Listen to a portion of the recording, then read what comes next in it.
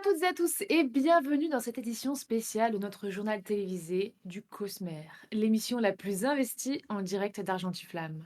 Je m'appelle Claire Chalal et je suis aujourd'hui en compagnie de Laurent d'Alina House. Bonjour à tous et bonjour Claire. Bonjour. Et ce mois-ci, boutonnez-vous comme moi, parce que nous n'aurons pas de sommaire à rallonge, puisque comme je l'ai dit, il s'agit d'une édition spéciale.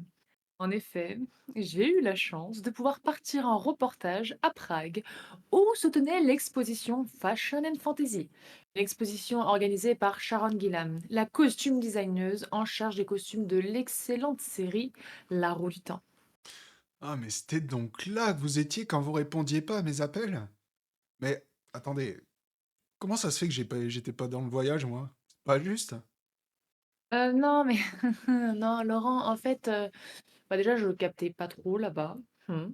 Et j'ai dû y aller sans vous parce que la chaîne ne pouvait pas se permettre de payer, plus qu'un seul billet et du coup, c'est moi l'expert de la série Ouais, bon ok, c'était une question de budget, je vous crois.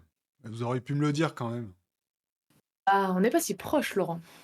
Enfin bref, passons. Je suis donc revenue avec un petit reportage, comme si vous y étiez, en joie. Et merci Laurent. Eh bien, nous allons vous montrer tout de suite ce fameux reportage dans le studio de Sharon Gillam. C'est parti. Mais attendez, vous aviez un plateau là-bas? Bah, Laurent, on tourne un reportage dans un autre pays. Évidemment que j'ai trouvé un plateau dans un autre pays.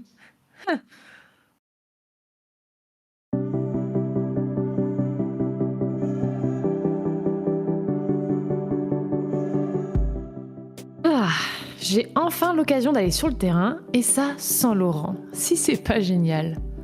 Me voilà donc en compagnie d'Areo Charmak, en direction de Prague pour aller voir l'expo de Sharon Gillam.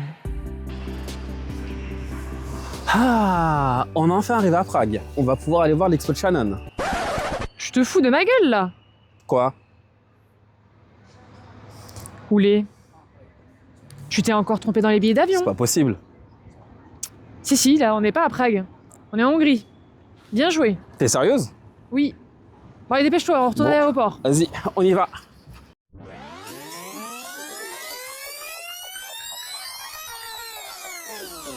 Grâce à notre cher Harry, nous voilà repartis.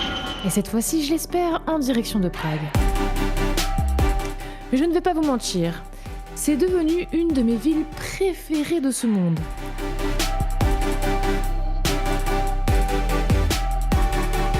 Par contre, on a grimpé, descendu, grimpé, descendu. Puis on en a profité pour chercher les acteurs de la série, parce que, après tout, ils pourraient aussi se rendre à l'exposition.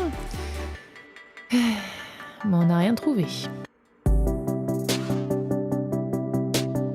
Après une semaine d'errance sur le continent appelé Europe, nous avons enfin atteint notre but. Nous avons enfin trouvé l'expo de Sharon Gillam, intitulée Fashion et Fantasy. Et nous avons eu la chance de croiser Sharon en train de maquiller un Sincanien. Et oui, je prononce le nom de ce peuple comme je veux, ok? Et quel ne fut pas mon plaisir de pouvoir discuter avec elle. Elle espère grandement que l'expo de Prague marchera pour qu'elle puisse le reproduire dans d'autres villes de ce monde, comme Paris. Alors on croise les doigts. Bref, revenons-en à l'expo. Bonjour à tous, bonjour la pierre de tir et bienvenue à l'expo de Sharon Gillam. Suivez-moi.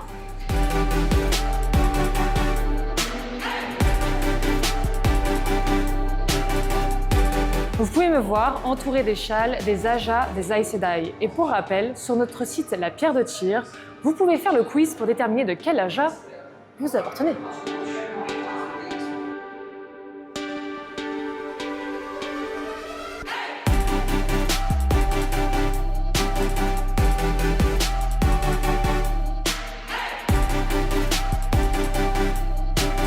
Pour attirer le regard des curieux, Sharon a disposé devant les fenêtres la tenue de Arthur le Faucon, héros du corps de Valère, ainsi que la tenue de la chère d'Amirlin Elaïda. Vous êtes prêts? Suivez-moi. La mode de Kérien est un mélange d'influences japonaises et françaises. L'équipe de Sharon a utilisé des formes de kimono pour les vestes des hommes et des femmes, ainsi que le costume national français dans les jupes à cerceau pour femmes, les manches ballons brodés et les coiffes en dentelle. Pour les classes inférieures, l'équipe de costume a opté pour les techniques de broderie japonaise de Shachiko, qui implique une technique de superposition et de patchage utilisant une variété de points différents. La palette de couleurs de cette nation est bleue et blanche. Plus le bleu est foncé, plus le statut est élevé.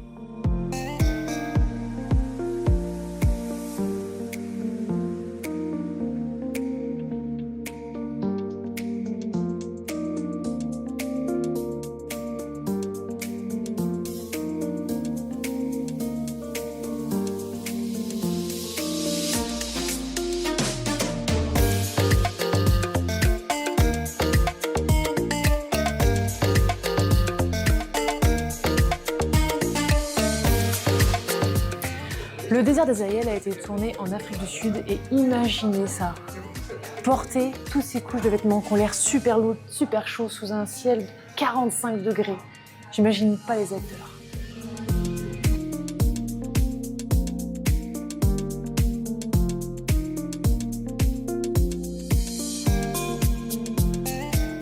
Sharon a contacté son amie Claire Hardaker pour créer une veste qui puisse résumer tout le périple de Rand, à l'aide d'une technique appelée Wandering Thread, ou fil errant. Il s'agit d'utiliser instinctivement le fil pour créer un motif qui raconte son histoire, illustrant les détours et les détours rencontrés au cours de son parcours, de petites formes pouvant indiquer un événement marquant. Sharon a décidé d'ajouter des surpiqûres Shachiko en fil bleu, symbolisant son lien avec deux rivières, ainsi que l'empiècement en denim sur le devant, emprunté à l'un des costumes de Lanfear qu'elle portait en voyageant dans les chemins en saison 2. Le rouge des Aiel est saisissant, mais il évoque aussi le sang qu'il ressent sur ses mains après la mort d'Alcera. Mais Rand est aussi surnommé celui qui vient avec l'aube. Le motif doit alors ressembler à un lever de soleil dans son dos.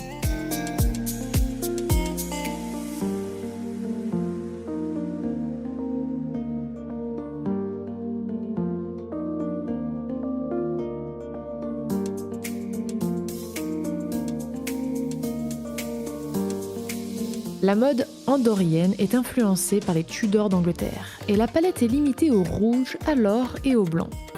Venez, suivez-moi, admirez les détails du costume de Morgase qu'elle portait dans la Tour Blanche, au moment où elle faisait face à Siuan. Regardez les détails, le lion d'or d'Andorre. Morgase étant connue comme la fleur d'Andorre, ses costumes, ainsi que ceux des femmes nobles, intègrent des décorations ou références florales. J'ai l'impression que Ravin veut dire quelque chose à Claire. Oui, qu'est-ce que vous dites? Elaïda serait la meilleure chère d'Amirline de la Tour Blanche? Il est sûr de cela? De tous les âges? Ah bon? Il a forcément raison. Cet homme est incroyable. Et cette femme, oh là là! Il est vrai que compte tenu de la tenue, c'est magnifique. Je valide.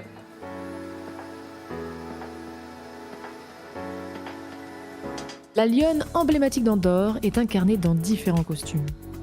Et voici le magnifique costume d'Elaïda qu'elle portait à son retour à la Tour Blanche. Regardez ça.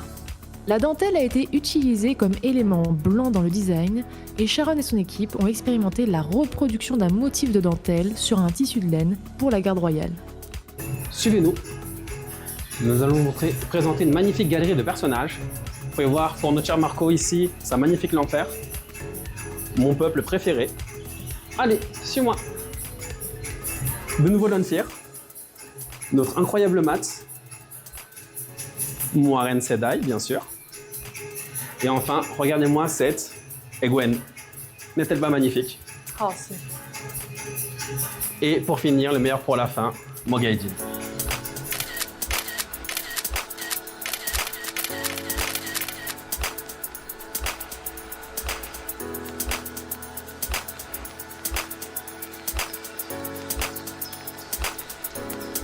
Le département des accessoires de costumes était responsable de la création d'une armure qui reflète le parcours personnel de chaque personnage héroïque.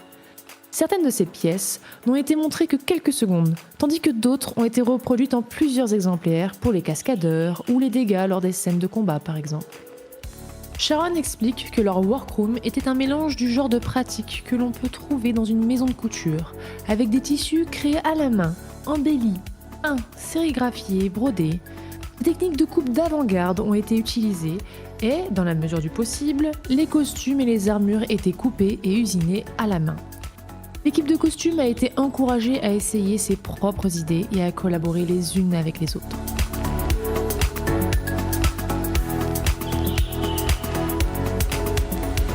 Puisque l'Amphyr est issu de l'âge des légendes, une époque plutôt futuriste, ces costumes montrent un mélange de références modernes et fantastiques.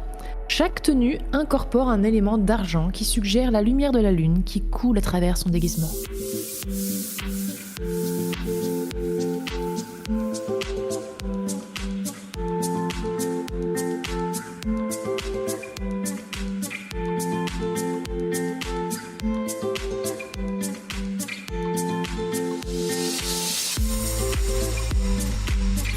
Moiraine, ce n'est pas le personnage principal pour rien, vu qu'elle a 36 millions d'outfits.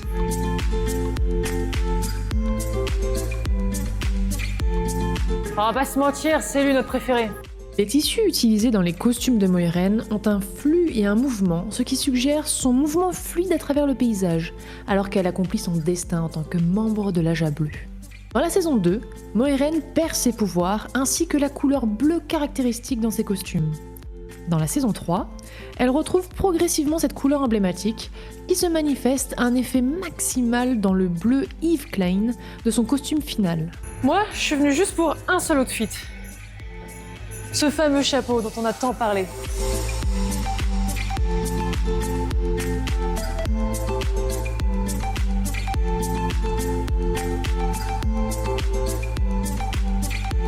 Oh mon dieu, vite fuyons! Ah mais non, en fait, je canalise pas. Non mais ça va. Le mélange culturel du Sincan est mésoaméricain mélangé au chinois impérial. Les costumes des membres du sang comprennent des kimonos chinois et la superposition de couches. La palette de couleurs est orange brûlé et or, avec des éléments turquoises qui font référence aux cultures mésoaméricaines. Cette palette suggère également le métal rouillé sur les anciens navires de guerre.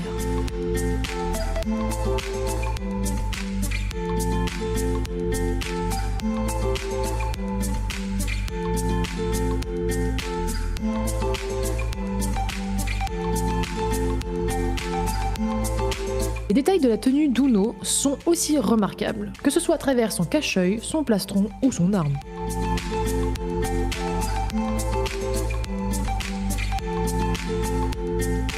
Admirez ces petits monstres. Ok, on les aime pas les capes blanches, mais faut dire ce qui est. Ils ont une belle tenue. Approchez.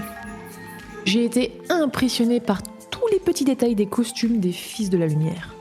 On peut retrouver le fameux soleil, mais aussi l'étoffe rouge qui passe à travers les rayons, symbole des confesseurs. J'adore les épaulettes, qui permettent aussi de faire la distinction entre un Fils de la Lumière et un confesseur. Il est intéressant de retrouver cette répétition des 3 visages derrière un soleil.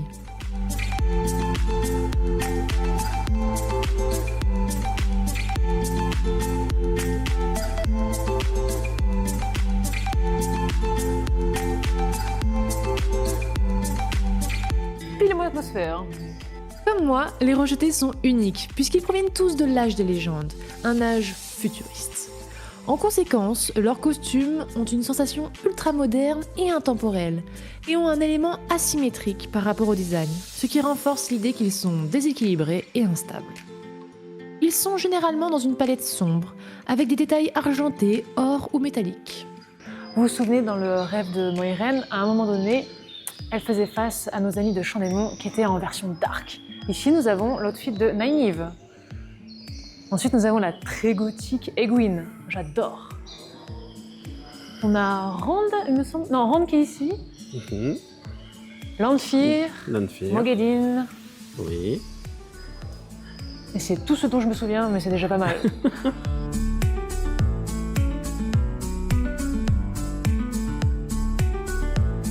Nous retrouvons les costumes des membres des différents Ajas, distinguables à leur couleur, mais aussi ceux des champions, des novices et des acceptés. Petit bonus, le costume d'une des plus grandes Aes Sedai de tous les âges, l'Atra Posae Dekume.